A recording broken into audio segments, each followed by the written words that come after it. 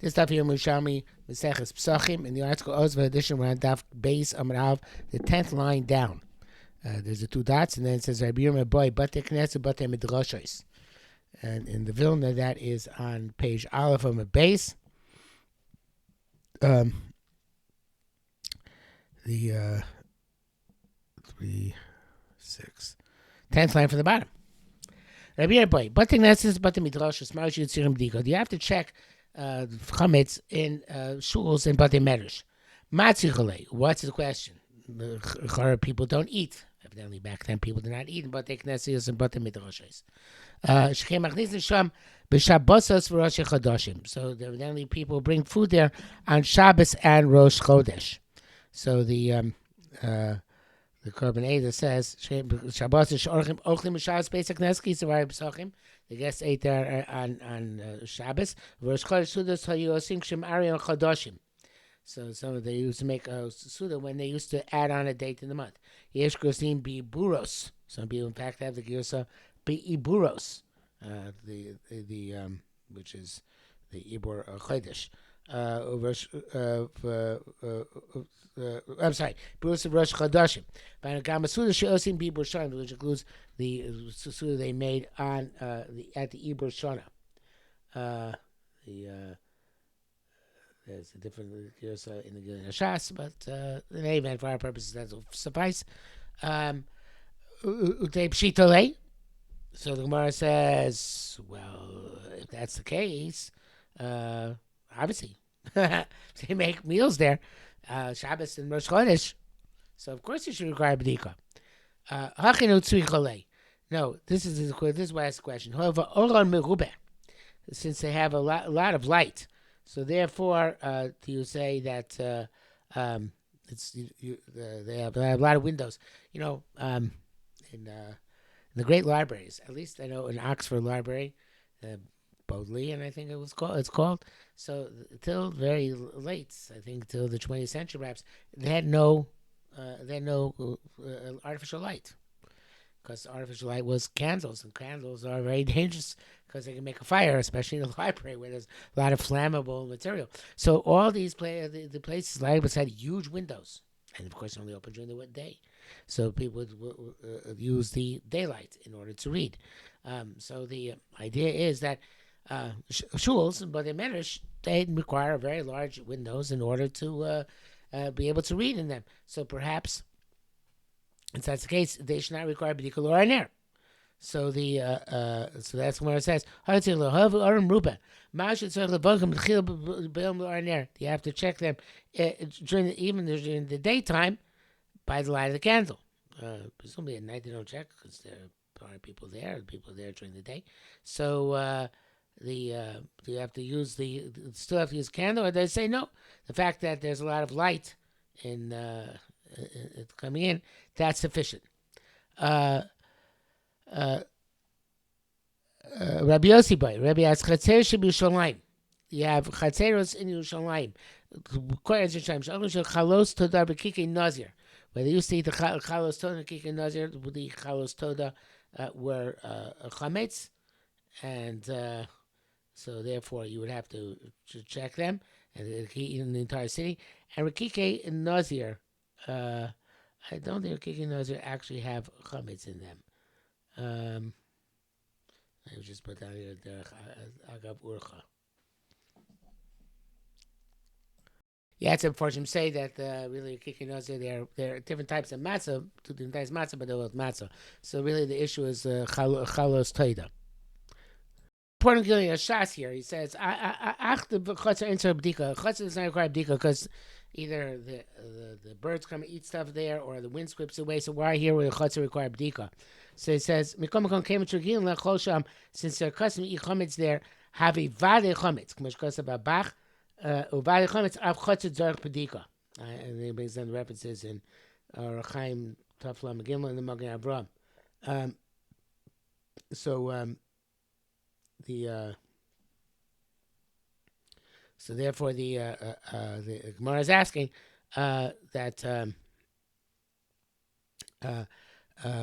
do they require a separate b'dika by night or not, because there's a lot of light, and there's I by the or there, or the light of the daylight suffices. So the Gemara says, "Belokach em de b'dukas mina noiser." Anyway, don't you have to check them to make sure there's no noser, no the carbonates left over past their time? So the Kohen says this: "V'zayis shayim nasi belokach em b'dukas mina noiser." After because chametz dafka b'layla lor on there was because none of anything. The bedika of chametz is at night by the light of a candle, and noser only comes noser in the morning. Shum the cave and the kvar nivdokas b'yoy machmas noiser. No, can answer since you anyway are going to check the chutzim in which you ate kachim in the morning because of the issue of noiser. So the two lo have l'chayesir safi chametz. So if it's only safi chametz because the checking for noiser is probably going to get rid of the chametz too. So it goes back to being a safi chametz, not a bade chametz. V'tulo tzar b'dika mishum darvin achlu, and therefore in the case of safi chametz, as we said, we assume the birds eat it, the orvim, the crows, ravens. I'm not sure which one it is. So in any event, the raven, I think. So in any event, so the Gemara says again, which caused them to revert to a suffix chametz, and therefore, as a chutzer, it shouldn't require a bedika. So the Gemara says, "Yeva kadad the tana." Let's say it's going like this tana. The Rabbi Zechariah chasnid Rabbi Levi. Rabbi Chaya, the son of Rabbi Levi, who said, "Nida chofefes v'sorekes." A nida, before she goes to the mikveh, she has to do a shampoo. Chafifa is, we call it shampoo, but it's literally she has to rub scrape out her scalp to remove any excess hair and any dead skin, whatever the case may be. Chofefes and sharekas, she does that. But we call it nowadays a shampoo. We call shampoo chafifa. V'sorekas, and she has to comb her hair. Kohenes is traveling for the eat truma who is not a nida. Ain't a chofefes v'sorekas. She doesn't have to do chafifa and svika. We're machmir by a nida, because she only travels occasionally. Whereas a kohenes, as Kormeda says,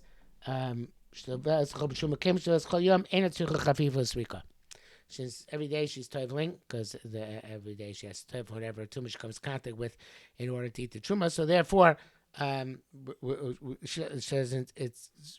She keeps clean. She doesn't have to do constantly shampoos and combing because she's constantly traveling. And nida kohenes.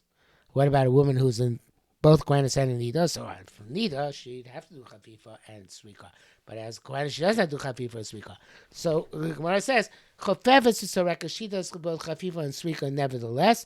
Kidei shlo tachlo benida lenida.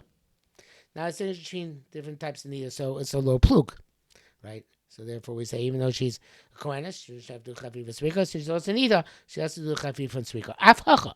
So to here, in terms of bedika, since they, you might say, well, since you have this chutzer, where for sure, even though you're for sure chametz, but there's because in nosar, we're going to because in nosar you're going to check it, and therefore it should go back to a situation of chametz. No.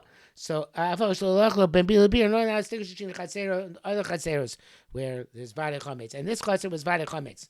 And this, the fact that it's going to check on account of nosar, that's likely fact that a woman is with nida and a kohenes, and nevertheless we require to do chafifa svika. Nevertheless we require you to do bdika. Okay, Tani Rabbi Gamliel Rabbi in Yoina. So Gamliel, the son of Rabbi in Yoina. It's interesting. Gamliel's son of Rabbi in Yoina. I bet there's another gear here. I don't see any other else having another guess, but I can't imagine it's Rabban Gamliel. Rabban Gamliel mean one of the Sim, and there's not Rabban Gamliel. There's Rabban Gamliel, Rabbi Yoina, and he's still talking in front of Rabbi Mona. So I don't know. I don't know who this person is. Maybe we can find out. I'm sure the rabbin is a mistake. I look it up in my this sefer I got for by my bar mitzvah many years ago. The Encyclopedia Chachmei at Talmud. And he says that it's an Amora Eretz Yisraeli. Tell me the Rabbi Mona. Since there are two Amorim named Rabbi Mona, it's hard to tell his generation. He's mentioned several times. Yerushalmi is always asking Rabbi Mona or saying a Bryce in front of him, which is our case over here. And it's his father's name appears in various different formats. Some places it's Eloi. That's in Yerushalmi and Shavuos. Someplace it's Liani, it's Yerushalmi Nida. And it says that evidently in Koheles Rabbah, there's a Rabbi Gamliel Ber Chanina. Sometimes argues Rabbi Abba Bar Kahana. According to this, he was in the third generation. The Talmud Rabbi Mona the first. So in any event, it's not Rabbi Gamliel. It should be Rabbi Gamliel, but I don't see anybody who fixes it. So the Tiny Rabbi Gamliel, Rabbi Yonah, Kumi, Rabbi Mona, Nida Shima Sekes Ko Shiva, Kofefes Visorekes. There's of course the law we had before, and a Nida which she needs to do a hafsaka for 7 days. In other words, either rice or Nida 7 days. She needs Chaviv Visorekes. So since she hasn't done it in a while, she has to Chaviv Visorekes. She develops Chol Yom. Kohenes who has to travel every day in order to eat truma, for whatever too much came in contact with. Now this is all fine. There's a brisa. So what is before Rabbi Schar Chasane the Rabbi Levi telling us? It's bullshit. There's a brisa. We need Rabbi Schar Chasane Rabbi Levi. So what's he adding? So Gemara says Rabbi Amalei said. He's adding when he says "Shlo tachluk ben nida lenida." He's saying that not to be clear between nida and nida to tell us. A very big kiddush actually. L'shemes yom keneged yom nitznitzcha. A woman who's a zava ktana, and she can go. She goes to the mikveh the next day after she saw blood, right? So the halacha is that the shemes yom keneged yom. She goes the next day. If it's not during the time nida, when one day we'll make a tummy for 7. Because she's tummy for 7 days once she starts seeing blood. This makes either where the day she's tummy, the day she's tar, there, even though she's can be toiling every day. It's not, aren't 7 days. She completed the mikveh yesterday. So nevertheless, she still has to do a chafifa and srika. That's benilo. That's the chiddush over the brisa. That even though the brisa seems in the brisa, yes, says it indeed has to be to do chafif and sirgo, but it sounds like only if there's a gap because there was a gap of 7 days. But you say even shemetzki yom keneged yom, she has to be tovel every day. She has to be do chafif and sirgo every day. Okay, so shelo tachlok benida lenida, or in this case benida lezaba, but the same principle. Okay, so now we're going on to a new topic. Chorei habayis. You have holes in the wall of the house. This is up high and down below. I'll read what I wrote here. Let's go to the next part. Hayatzia. This is a balcony. Vahachados, and this is actually normally we say hados, but here chados is the same thing. This is a pit. So before going, let's make this clear. There's all places where people don't usually use their chametz. They don't use it on the too high up, too low down. The yatzia evidently they don't eat in the balcony. People I guess use the chutzah, but not the yatzia, which just serves for entry and exit. Those down below the pit, Valia, and a second floor in a house. I guess people do not usually eat up in their second floors, unless perhaps it was a separate dwelling place on the second floor. They would eat there. But even right now, all these things we're assuming they don't. There's no chametz prep in these places. V'gag abad, the roof of an outpress. V'gag migdal, the roof of a tower. This is actually a tower of wood, a wooden closet. The migdal is very often used to denote a closet. Beis HaTeven, the storehouse for straw. Beis HaBokar, the storehouse which you use for cattle. It's a stable, and even there was chametz here. We assume that the animals would eat the chametz very quickly. The Ubeis Eitzim, a storehouse for wood. Ubeis Otzros, and a storehouse for stockpiling Otzros Sayam, Otzros Shemen, Otzros Aperos, whether it's stockpiling of wine, stockpiling of oil, stockpiling of fruit. Ein Atzurim Bdika. It doesn't require Bdika. Okay, because as soon as no chametz in place, or the chametz would have been immediately eliminated, such as by the animal. Because you'd see it's the same thing, because it's a balcony, the wind and the birds sweep it away. So therefore that's why it's the same like the chutzner, but it's a suffix. We don't require bdika. The next line, the way the carbon aid and pnei Moshe read it's supposed to be nichal yonim. Okay, higher holes in the wall that people don't put chametz there. But tachtonim, but the lower holes in the wall, they're no chametz either. The Mashpia says going both nichal yonim and tachtonim. Are the holes not possible that they have chametz in them? And the next question is a follow-up no matter what. Hadamar l'choshen nefila? It sounds more like the emotion. In other words, aren't we concerned that stuff's going to fall down into the tachtonim? I guess stuff can fall into the yonim too, according to Mashpia. But if stuff's going to roll down in the tachtonim, how can you pat it from bdika? Rabbi Yossi, again, it's bitmi. Hadamar l'choshen nefila. So Rabbi Yossi said, they're both adjacent to the wall. Echel l'mala me'asora, echel l'mata me'asora. So he suggests the Gershon should be echel l'mala me'asora, echel l'mata mishlosha. That you don't have to check above 10 tefachim or below 3 tefachim. It's like near Hanukkah, right? The chatchila is between 3 tefachim and 10 tefachim. So only that area is nichat hashmishti. So the holes between 3 and 10 tefachim require bdika. But not one's above 10 tefachim, not one's below 3 tefachim. So Gemara says, but according to Pnei Moshe, the Pshat is, and according to most of the Pershim, they're next to the wall, meaning they're in the wall. They're not in the ground, right? So since the wall, things don't fall into them. Whether they're higher or lower, things don't fall sideways. Things fall down.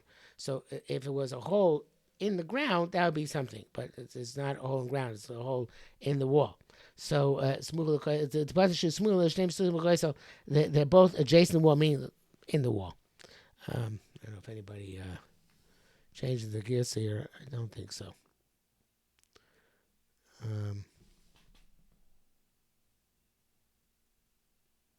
No, they just say smugel koisel means bak koisel. Okay, but that's obviously what we're saying. And they're echlamam mesora, where they're above 10 tefachim, which is a yonim. Echlamam mesora was below 10 tefachim. The bottom line is it's not going to fall there. I wrote like more. Perhaps samach means that the hole is not deep. Right, it's a shallow hole, and therefore, if it was if there's any chametz inside, it will be very obvious. Okay, so in other words, samach means it's in the wall, but it doesn't go deep into the wall. So that's why it would be very obvious if there's chametz in there. That's more adus. What about the pit? Things can fall in pit. Hadam rush lo chashen fila. This tells you not. This tells you not chashen from the fila. So because we're not concerned the chametz is going to the pit, we start to le'achsham. So the who's going to drop chametz? The down, and not pick it up. I guess a child. Child's paid to go there because it's deep. It's a trench in the ground, so he's not going to go over there. He's afraid to fall in. So it says more, okay, still, maybe a chametz rolled in there. We're talking about a hole which has a rim around it, so things not going to roll into it. So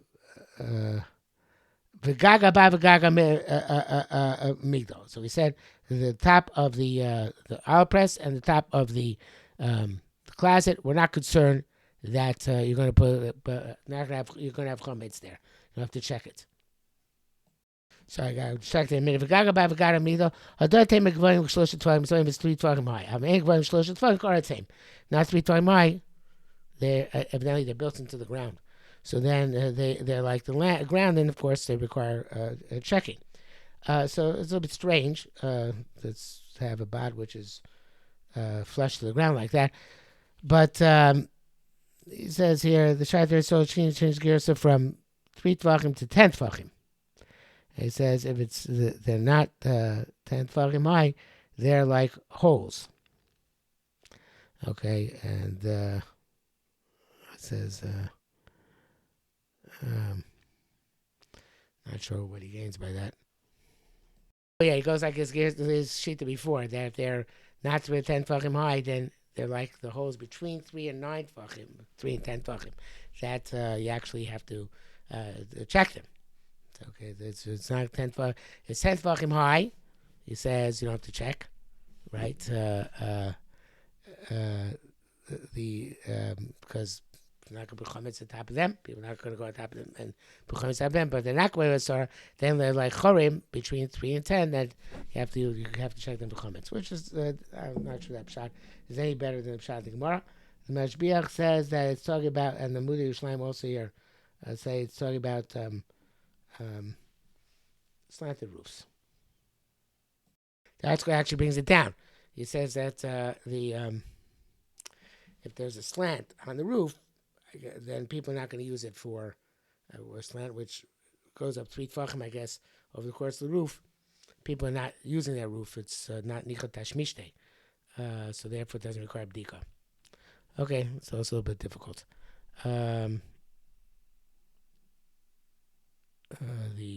Although he brings out here that from Chaim that it's specifically because that flat roofs do require bdika, and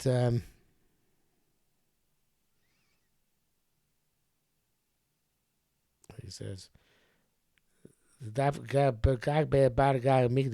bdika because they are slanted, but flat roofs do require bdika, and that's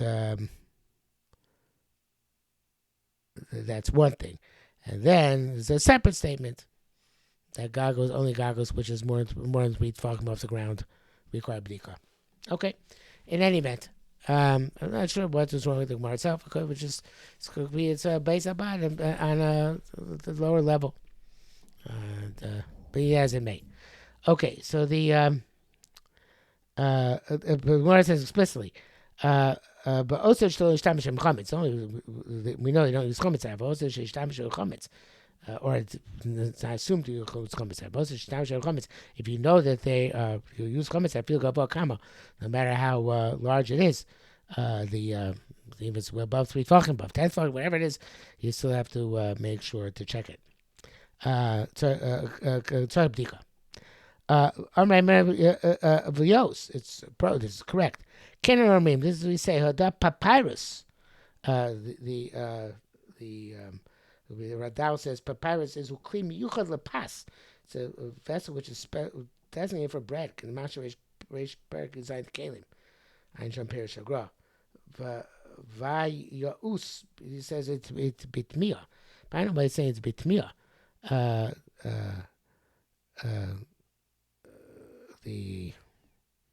think it's confirmation here. Fios, he's right. It's right. Would we say hadap papyrus? I feel a bread box. Even it's very told which not require bdika. Here too, it requires bdika. If you know it's a place where people use chametz, doesn't matter how high it is. It has to have bdika. So I'm not sure it means by yos is bitmia. Yos is usually a confirmation. That's what the article says here. Yafa v'nachan adavar. I don't know what that means. Okay, continue reading from Brisa.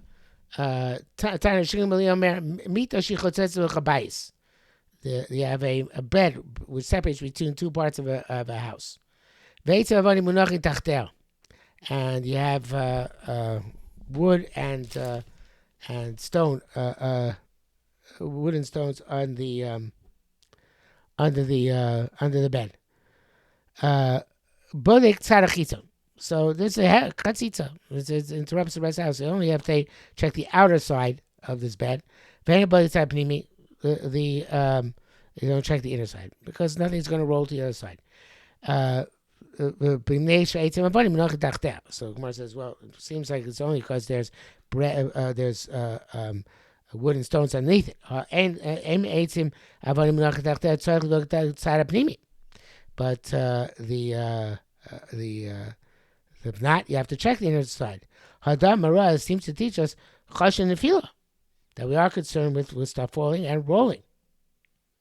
Right? Because otherwise, why would they check the inner side? So it says, Ani Omer, no, not necessarily, Tinok Noga. There is a different girsa here. Roga, which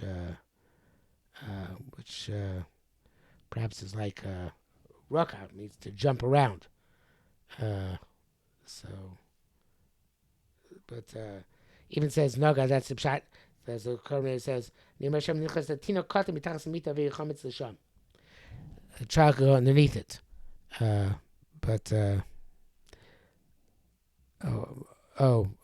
wrote something. Raka means maybe to go up to the rakia. And it's a lashon saginor, means he goes underneath, not jumps around. Raka meaning that go up, but lashon saginor means he goes down. And he goes underneath the bed. So he went naga b'yichli sham chametz. So in other words, he touched it, or he went under it, and he brought chametz on the inside. But for stam nefil not choishish, only that somebody is deliberately going to bring chametz in this case, a tinok, if there's no barrier, you're going to the bed. Okay, martiv shel yain tzarich b'diko. So the Gemara says a wine cellar requires b'diko, as we mentioned in the Mishnah.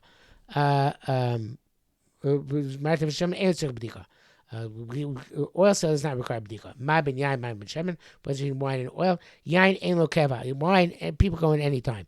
Because when they need wine in the middle of the meal, they go there. So people that go in the middle of the meal, they're going to bring bread with them. Shemen, yesh l'kva. Oil, no, people don't need it in the middle of the meal. They get it at the beginning, they get it at specific times for preparation for cooking and stuff like that. So therefore, the oil... the place of the oil does not require b'dika, because when people go those specific times, they're not carting the bread with them. Okay, that brings the bottom of base on the base, mamish the bottom. So we'll stop here for today.